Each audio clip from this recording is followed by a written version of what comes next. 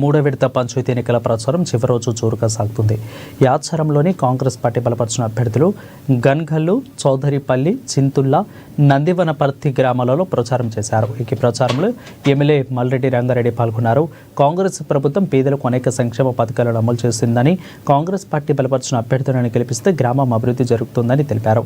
ఇక గ్రామాల్లో సమస్యలు తెలుసుకొని అభివృద్ధి చేసేవారికి ఓటును వేసి గ్రామాలను ఆదర్శ గ్రామాలుగా చేయడానికి తాను సహకరిస్తానని ఎమ్మెల్యే మల్రెడ్డి రంగారెడ్డి అన్నారు.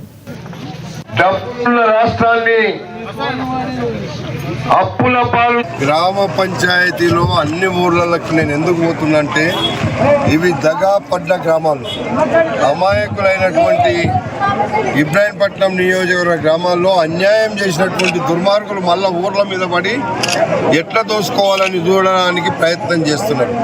ఆ ప్రయత్నాన్ని అడ్డుకోవడానికి అసలు సిసలైన కాంగ్రెస్ పార్టీ అభ్యర్థులను గెలిపించడానికి నేను గ్రామానికి వచ్చిన తప్పకుండా కాంగ్రెస్ పార్టీ బలపరిచినటువంటి అభ్యర్థులను గెలిపించమని మా సోదరులను కోరుతున్నా.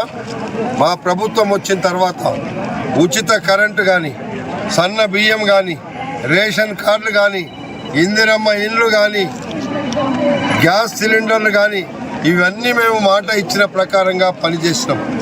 ఇంకా చెప్పిందే కాకుండా ఇంకా ఎక్కువ చేయాలనేటువంటి ఆలోచనతో ముందుకు పోతున్నాం.